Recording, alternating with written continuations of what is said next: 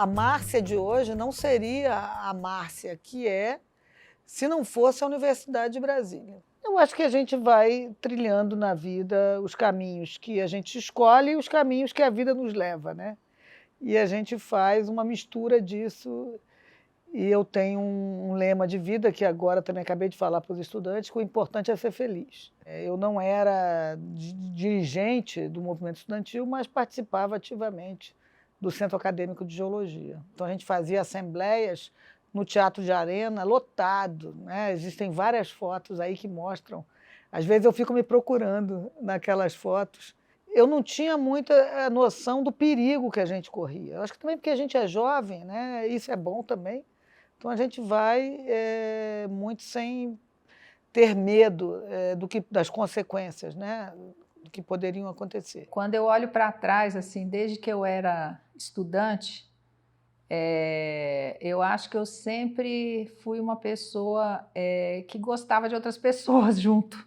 Eu estudei na época da ditadura militar e a gente começou os movimentos para fundar os centros acadêmicos. Então, eu participei um pouco da refundação do Centro Acadêmico da Matemática. E eu sempre quis seguir uma trajetória acadêmica. Tive muita inspiração na minha própria família. Eu tenho algumas tias que ocuparam cargos de gestão. E o meu pai, particularmente, foi muito decisivo nas minhas escolhas, porque ele era engenheiro, veio para cá no início de Brasília, ele trabalhou aqui na universidade com Oscar Niemeyer, com Darcy Ribeiro, enfim, então, assim, a universidade para mim fazia já parte da minha vida, eu sempre quis trilhar aquela trajetória. Primeiro, ser professor, eu penso que tem a ver com um estar junto, sabe? Um compartilhar.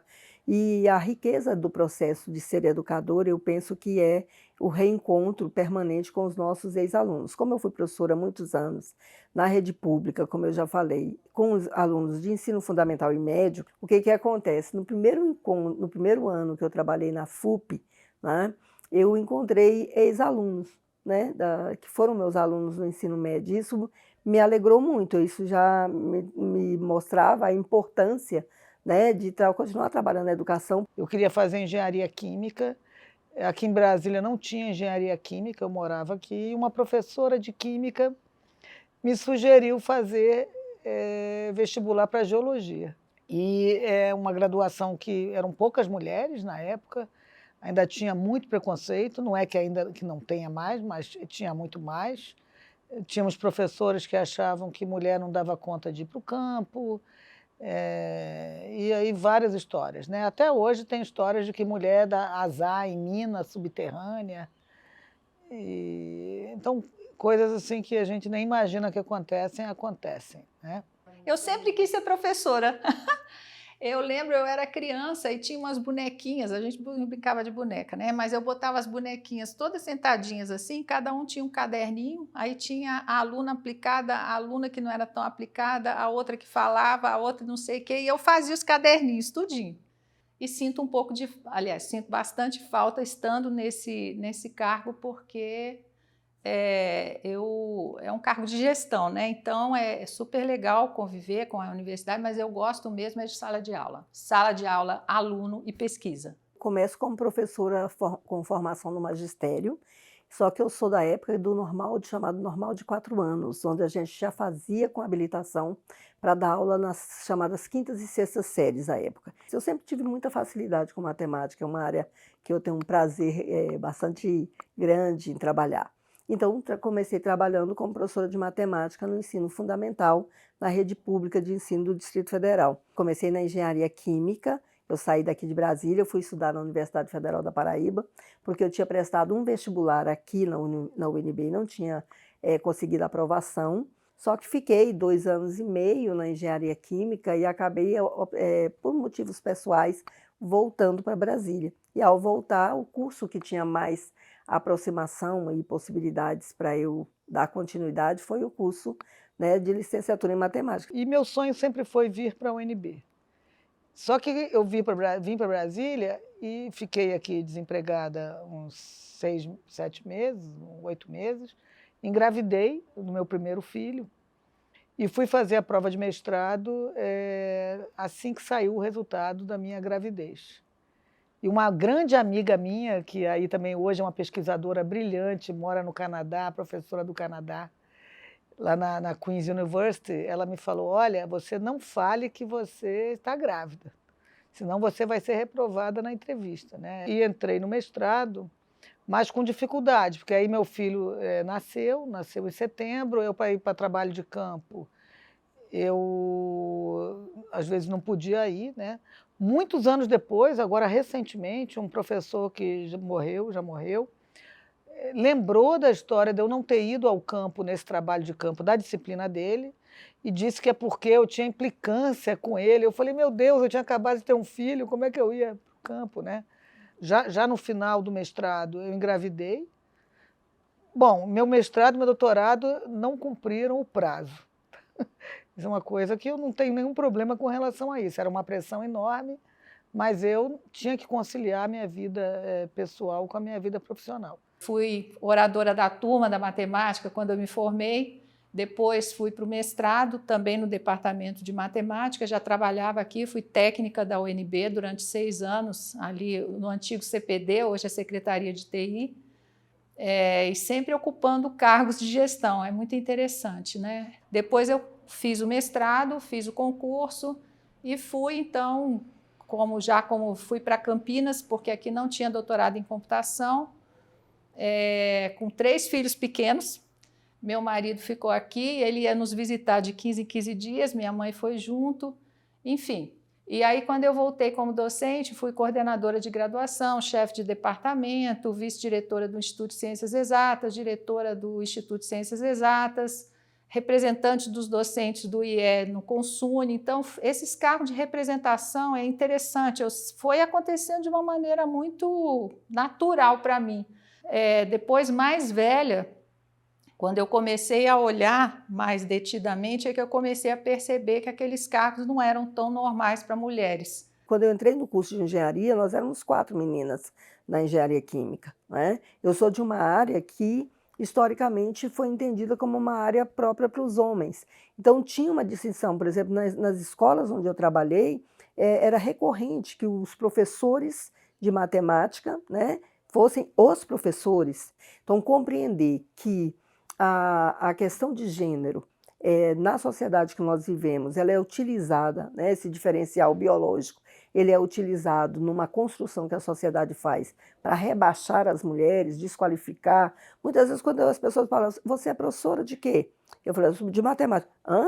Tipo assim, porque as pessoas imaginam que sempre que você é professora de história, de outra área, de uma área que eles entendem que é a área própria para a gente.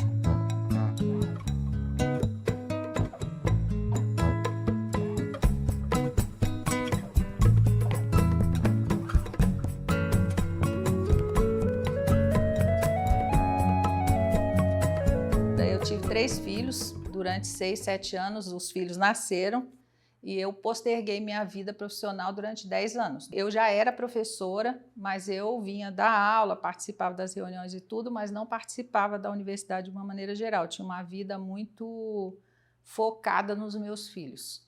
Depois que eles foram crescendo, ficando adolescentes, a minha mais nova ficou com um certo tamanho, é que aí sim eu comecei a assumir esses cargos e tudo. Por isso que a minha carreira é mais longa do que as demais, porque eu fui realmente ter uma atuação profissional mais assim, intensa lá pelos quase 40 anos. Eu tive, então, a minha filha, que nasceu no início do doutorado. Depois ela ia crescendo, o doutorado não terminava. Eu falei, gente, essa menina vai chegar com 15 anos e eu não termino o doutorado. E às vezes estava no meio de uma pesquisa, de um laboratório que era difícil conseguir horário, liga da escola do seu filho, olha, seu filho está aqui passando mal, sai correndo, larga tudo, depois daqui a um mês que você vai conseguir vaga de novo no laboratório. A mesma coisa para ir para o campo. Eu fui para o campo do meu doutorado, a minha área de doutorado foi no norte do Mato Grosso. Era uma região que tinha muita malária, que era uma região de garimpo.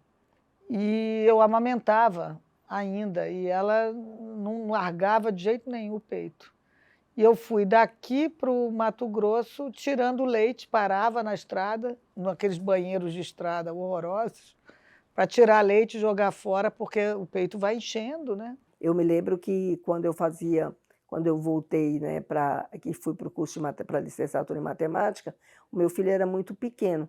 Voltei a trabalhar na Secretaria de Educação, estudava à noite no CEUB, nessa época, e aí eu trabalhava o dia todo numa escola. E a escola, naquela época, não tinha nenhuma compreensão acerca de que a maternidade é uma função social, por exemplo.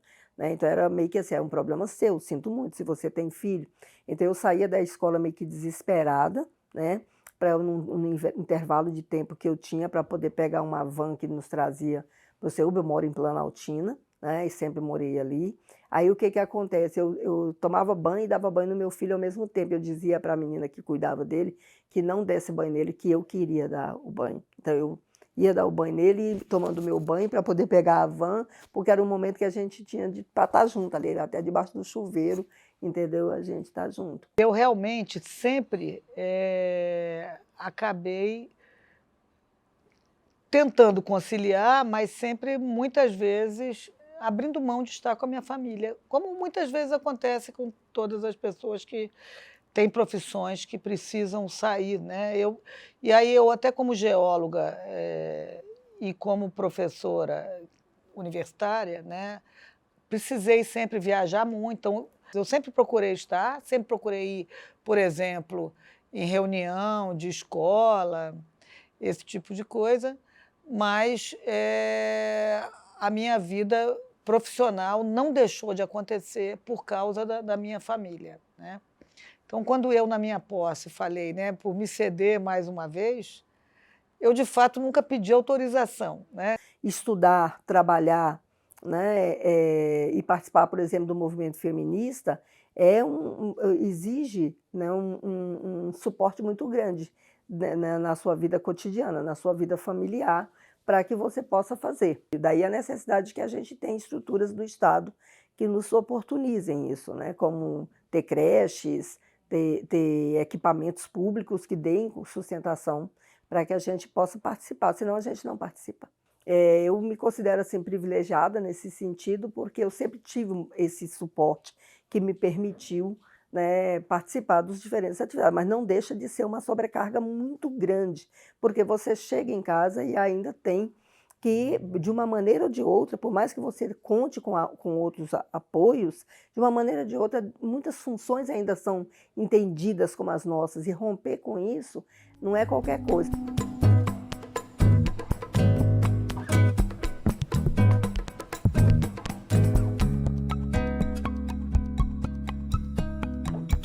Na minha trajetória, eu não enfrentei tanto assim resistências. Eu não posso falar que eu enfrentei assim, porque eu não enfrentei assim de questionar porque eu era mulher e estava ali ocupando um cargo. Isso é muito diferente, eu acho, né? As minhas filhas, né? Uma das minhas filhas, que é bióloga, mas foi fazer um curso de cálculo, um colega da engenharia perguntou o que uma menina estava fazendo num curso de cálculo 3. Então, assim, ao contrário de mim, a minha filha já enfrentou isso. Então, e assim, de outros colegas de outros lugares do Brasil relataram a mesma coisa, que elas não conseguiam, elas conseguiam ser coordenadoras de graduação, vice-chefe, no máximo chefe de departamento, mas não chegavam à direção do instituto, muito menos a cargos de gestão da universidade. Em trabalhos de campo, por exemplo, é comum a mulher ir para a área mais fácil. Por exemplo, num trabalho de campo, você vai hoje mapear essa área aqui que é plana, perto da cidade. Não, eu quero mapear aquela da serra, subir a serra. Então, muitas vezes a gente tem que fazer um enfrentamento com os homens, né? Também na gestão, isso já aconteceu quando eu assumi a reitoria, né? De ter homem que pegou o microfone e queria me ensinar a fazer as coisas. Eu falei, peraí, aqui eu sou a reitora e quando eu te der a palavra, você vai falar. Mas muitas vezes, quando a mulher se impõe dessa forma, ela é vista como muito dura, né? Grosseira, enquanto quando é o homem, olha, tá vendo? Ele tem pulso, né? Ele sabe ser gestor, né? Isso a gente verifica muito. Na verdade, a minha primeira experiência de gestão fora da educação, mas que foi como secretária de Estado da Mulher no governo do Distrito Federal em 2011. Eu fui gestora por 4 anos daquela secretaria, estruturando, quer dizer, criando mesmo uma estrutura para formular, desenvolver e implementar políticas públicas para as mulheres. Quando a professora Márcia me convidou para assumir o decanato de extensão, eu assim, me senti desafiada porque era uma nova realidade. A minha experiência era como coordenadora lá de área, lá na FUP, eu já tinha ocupado a função como coordenadora de área, mas eu não tinha assumido ainda a coordenação de curso ou coisa que o valha. A minha formação na pós-graduação, aqui na UNB, ela é toda na área de gestão, né? Então, eu trabalho com gestão da educação. Então, eu tentei colocar em movimento aquilo que foi, né, todo o meu processo de formação, aquilo que eu, inclusive, mesmo como professora de educação básica, já defendia como um princípio.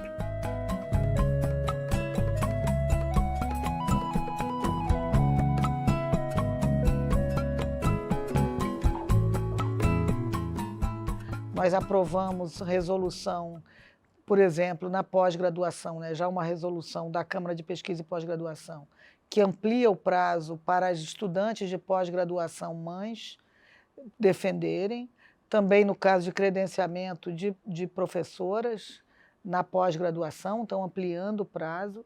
Agora acabamos de criar um grupo de trabalho para propor uma política para as mães na universidade.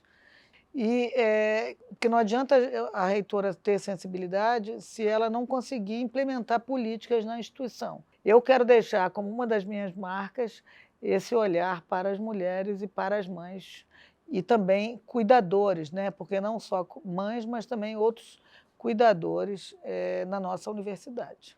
Eu estou nessa posição de decana de pesquisa e inovação porque é uma reitora. É uma reitora que assumiu, né, a primeira reitora.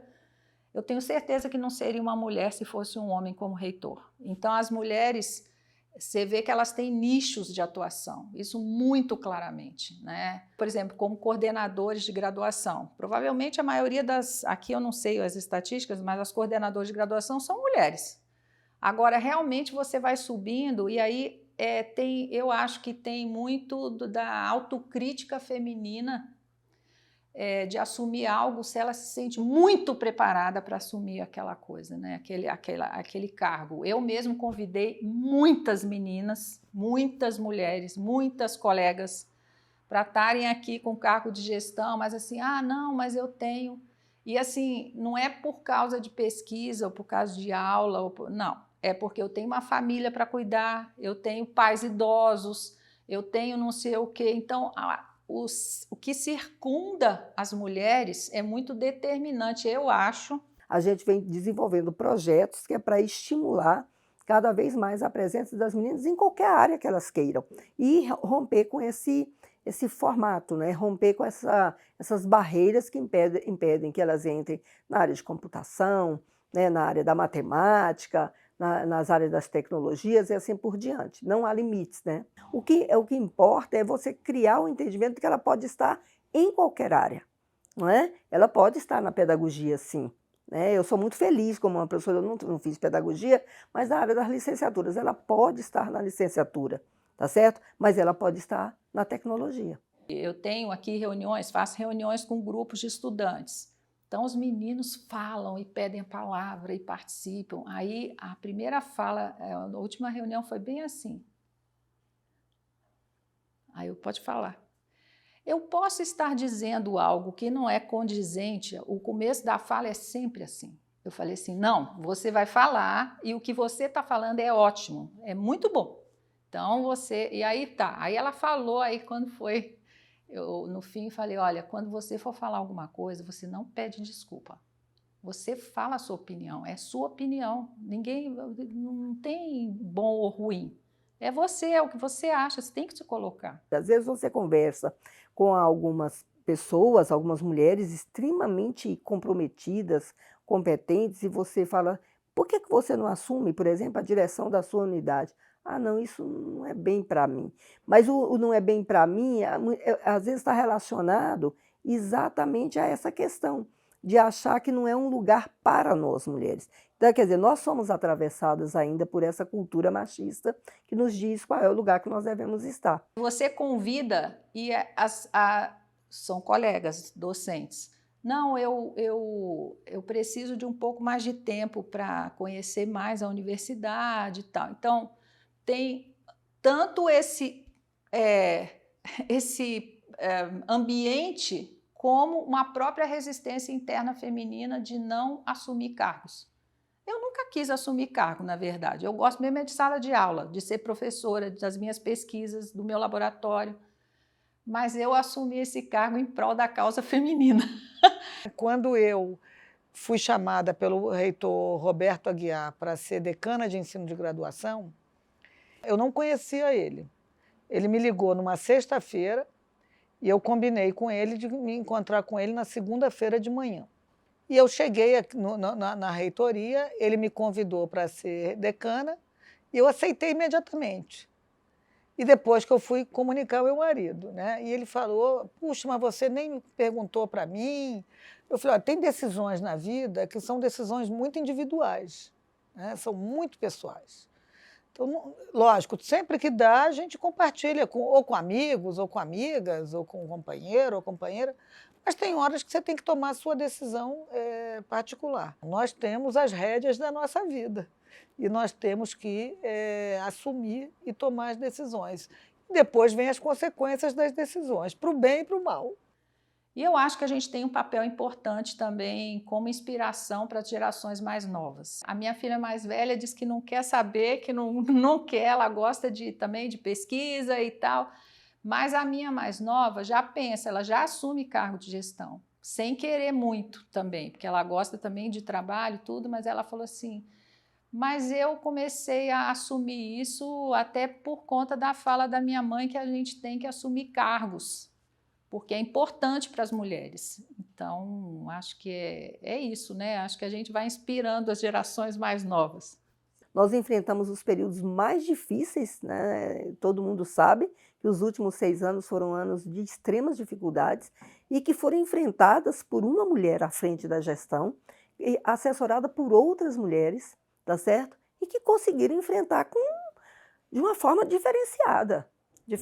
Então não deixamos a desejar, muito pelo contrário, nós avançamos a universidade. A universidade, eu acho que ela não tem mais muito para me dar, porque ela já me deu muito, né? Eu sou muito grata a tudo que a Universidade Brasileira já me deu, e eu não posso exigir mais nada da universidade, né? Da meu emprego, né? Da minha formação, a minha visão de mundo. E eu espero ter contribuído para a universidade desde a minha formação também, e continuar contribuindo enquanto eu não me aposentar, né? Depois de me aposentar, aí eu não pretendo continuar sendo aquelas pesquisadoras que continuam na universidade mesmo depois de aposentados. Depois que eu tomar a decisão de aposentar, eu pretendo fazer igual a minha inspiração, a professora Maria Duzumilli, de fato me aposentar.